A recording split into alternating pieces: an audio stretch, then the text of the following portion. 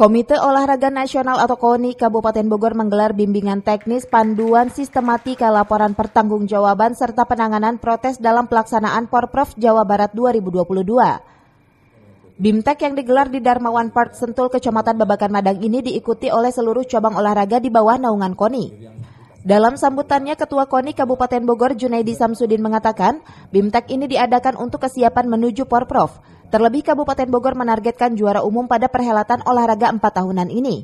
Ia juga menjelaskan seluruh cabang olahraga maupun KONI harus mempersiapkan dan menguasai seluruh proses protes terkait pertandingan, mengingat ada 9-10 venue tuan rumah di Porprov Jabar 2022. Sementara itu, Ketua Panitia yang juga Wakil Ketua KONI Dedi Budiman menambahkan, kegiatan ini untuk memberikan pemahaman sekaligus pembelajaran, sebab masih banyak cabang olahraga yang salah membuat laporan keuangan. Dari Kabupaten Bogor, Cevi Suryadi melaporkan.